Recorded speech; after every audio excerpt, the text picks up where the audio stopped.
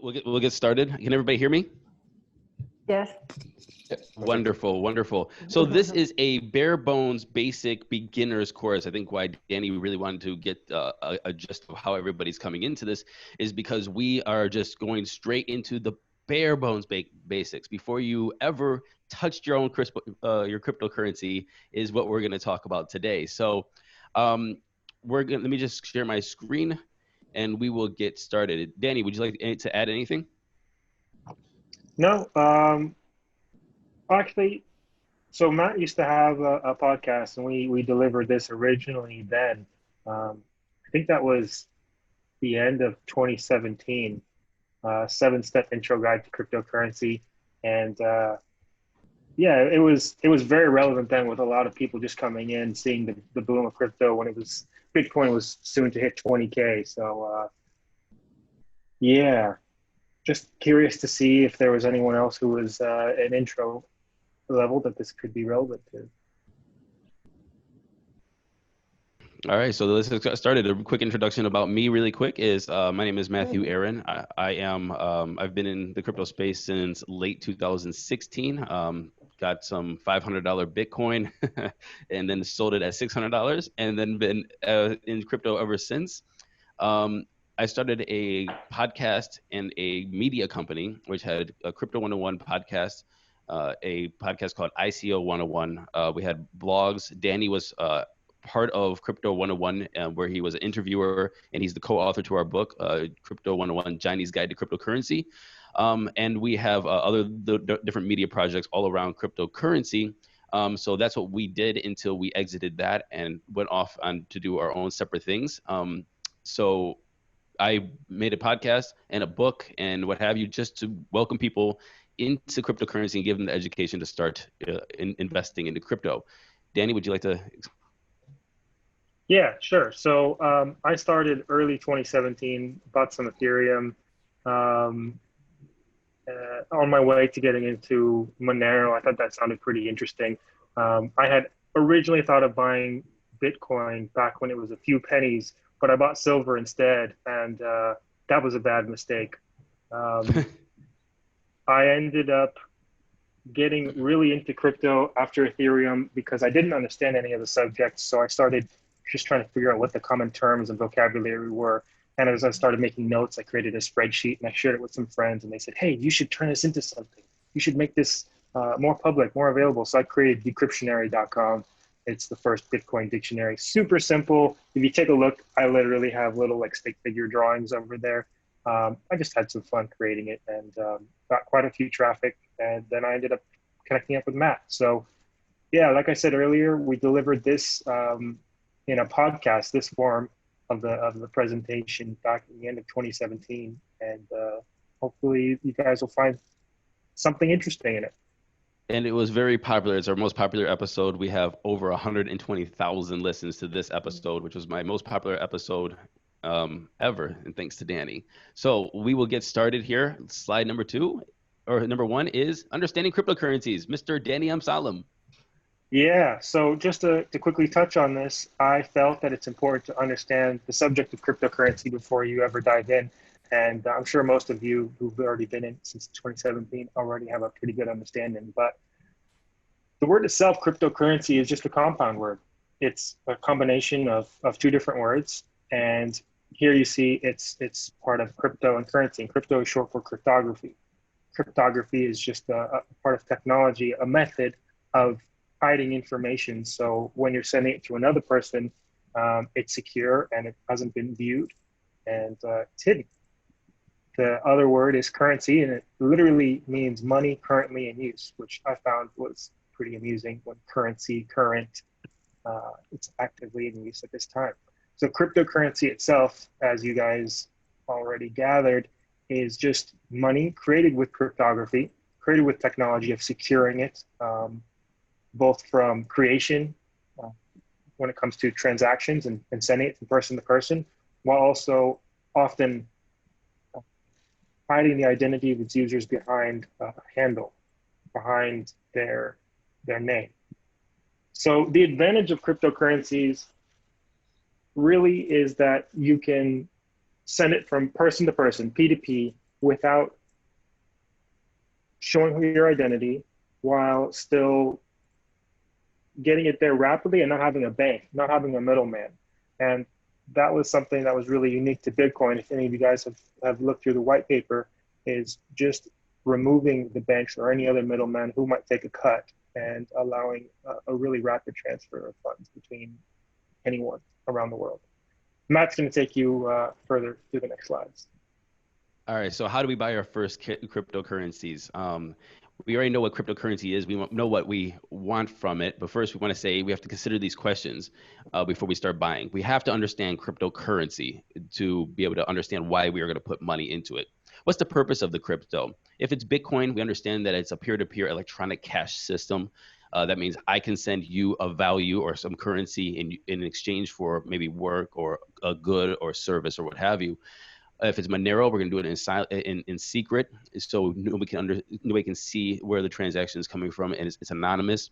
If we're using other cryptocurrencies, they all have purpose, or they're a utility to maybe a bigger platform or what have you. But understand what the purpose of the crypto is before you start putting money into it.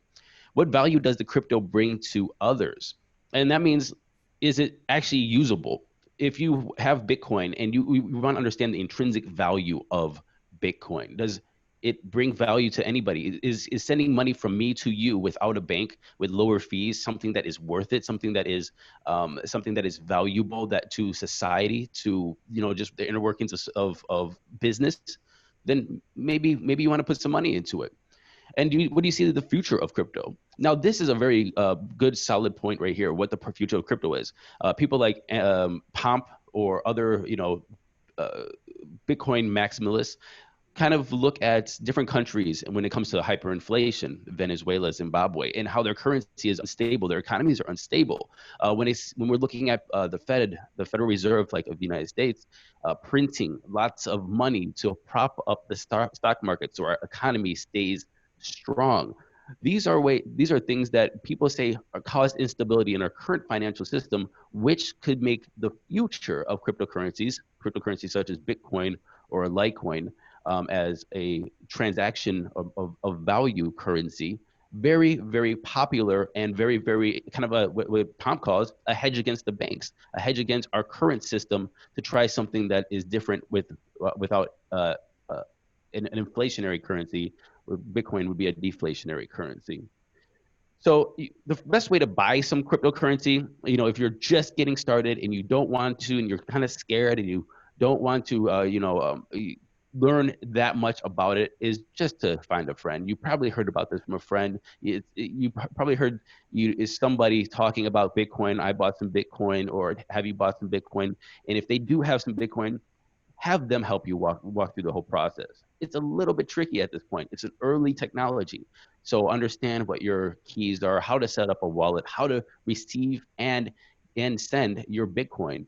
And a friend could help you do that. And maybe, just maybe, they have a little bit of Bitcoin they want to sell you for $20 to help experiment with that whole process. And they can walk you through that.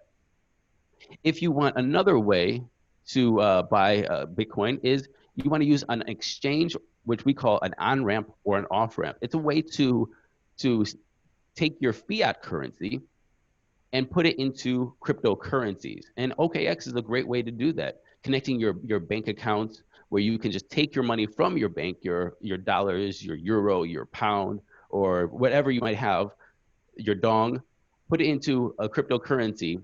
And then if you want to sell your cryptocurrency, take your cryptocurrency and put it back into your country's fiat currency. And OKEx is a great way to do that. Other places to do that would be like Coinbase, Binance US, or other ones. But OKEx is probably the best one to do.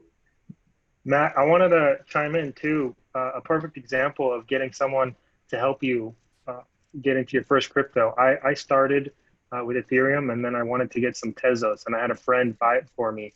It turns out he sent me my codes, my keys over text message, and I didn't note all of them down. And I have about $2,000, $3,000 worth of Tezos now, and I can't get it. And he and I were both so beginners to the space. And every time I open my Blockfolio, I see, oh man, there's my Tezos. I wish I had a friend who walked me through it and made sure I noted everything down. I'm just missing one private key. Good. Sorry, Danny. We don't want to lose our cryptocurrencies. Let's Yeah. see here.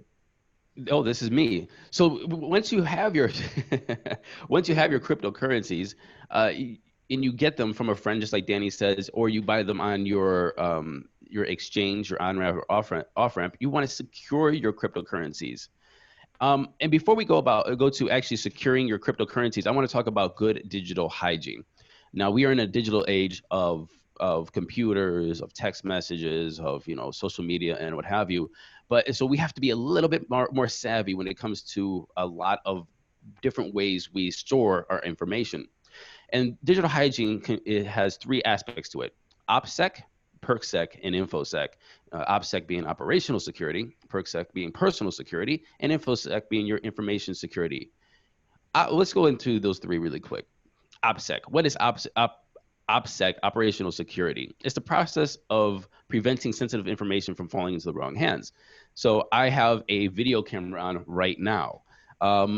What is in my an operational security issue? What could be what's in my video feed? What can people see to try to identify not only where I'm at, or different things about me or about my accounts, my systems, and what have you that can compromise my security?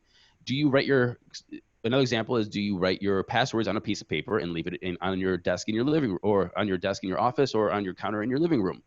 And people would come in out of your house and see your passwords. That would be an operational security issue. If you're on a Zoom call and you have that piece of paper on your desk, can people see that, or on your whiteboard, or any other kind of information? Those are operations that you have to take in consideration to make sure that your personal information is secured.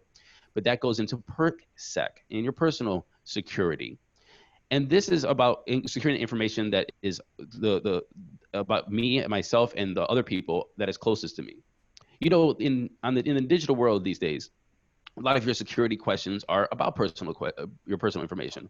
What's your birthday? What's your first dog's name? What's the first car you drove? What's your first address? It's very easy to go into a bar, maybe strike up conversation with somebody, and they try to mine that personal security or those questions from you that will reveal your identity to companies that might hold something that's very important to you. You're sitting in a bar, you're talking to somebody, and they start asking you random questions. You think it's small talk, but they're actually building a database of you to try to break into your security. And information security is the process of protecting. Excuse me. So information security is the process of protecting your sensitive business information from discovery or changes or destruction. Again, this is your information security, more so with business. And information security is a lot of your OPSEC, your PERSEC, but in a business aspect. And information about your business, information about your operations, information about your personnel, and what have you. But you have to really think about how you're storing this information, because people can take your information, crack into your OKEx, or crack into your accounts or your websites or your emails by knowing this. Yes. Next one is, So continuing on with security, we've got the suggestion of getting a separate email account just for your crypto, just for your banking, anything sensitive and financially related. One thing that I really recommend, and some of you Europeans may have heard of this, is Proton Mail. It's a Switzerland-based email service. It's free, but it's a lot more secure, and it's supposed to be separate from, let's say, governments. For example, Gmail, theoretically, if you go through the internet, provides access of content to government. And if you were ever to go into a court case, they would be obliged to share your data with the government. So Proton Mail theoretically does not have that obligation, which makes it more secure. I really recommend creating this a Proton Mail account, or even just a separate Gmail account just for your crypto accounts, because if anyone ever was to try to recover your social media account, if you got hacked or anything like that, and that's the same email account you use for your crypto, they're one step closer to getting access to exchange logins or anything like that. Moving on, we've got the next step, Matt,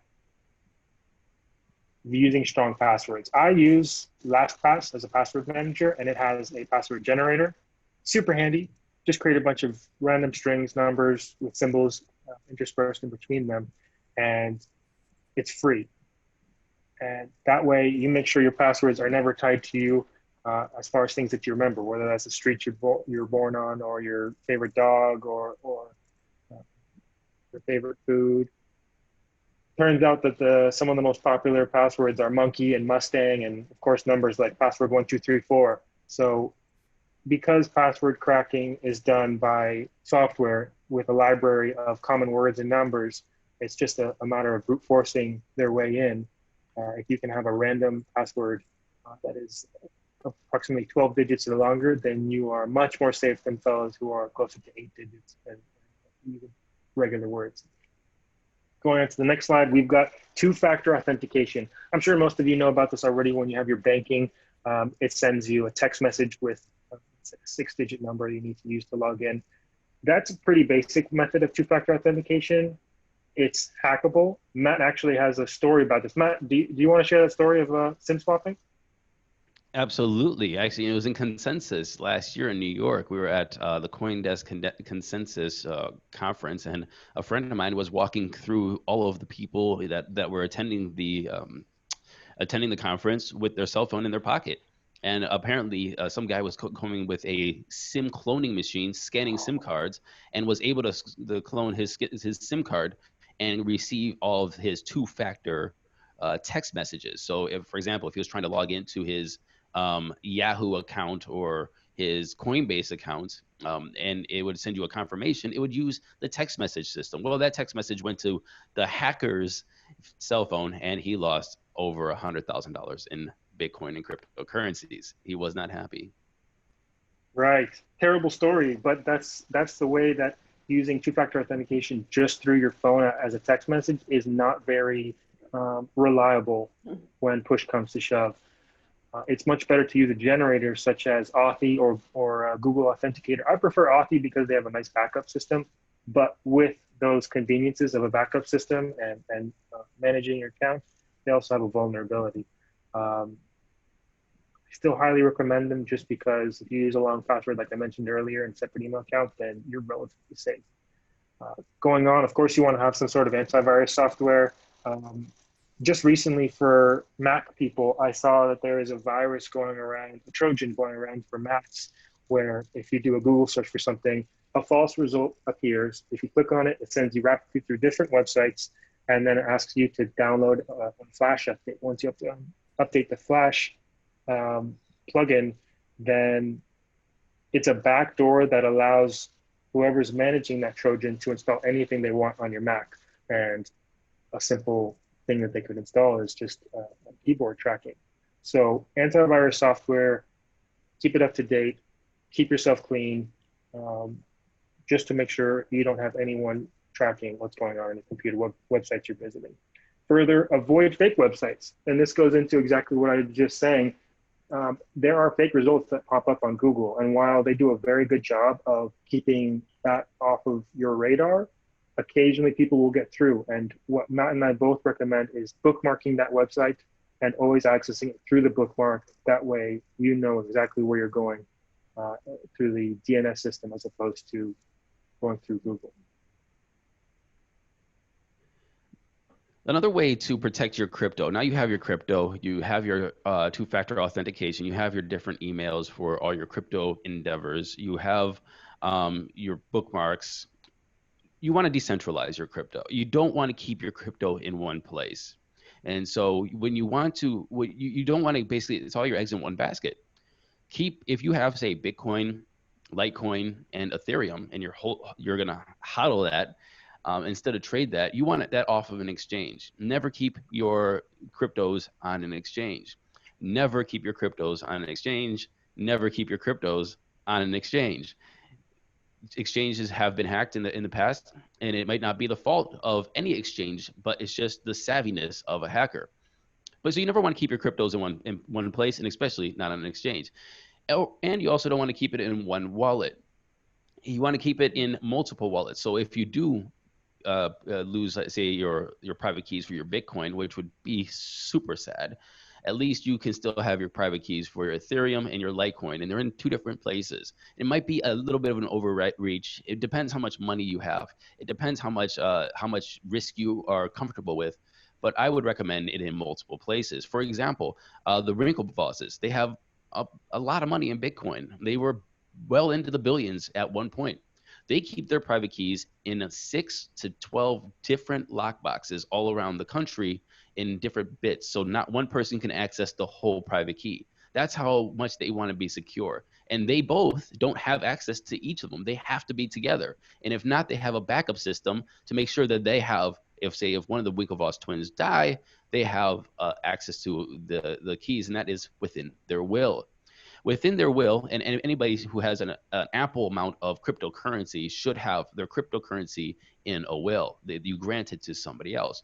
But you just don't put your private keys in the will and tell your lawyer to write down your private key in the will, because your lawyer then can steal your Bitcoin and run off with it. And if it's a lot, then you won't ever see your lawyer again. Or maybe you will, because you just don't know it's him or her that stole your cryptocurrency.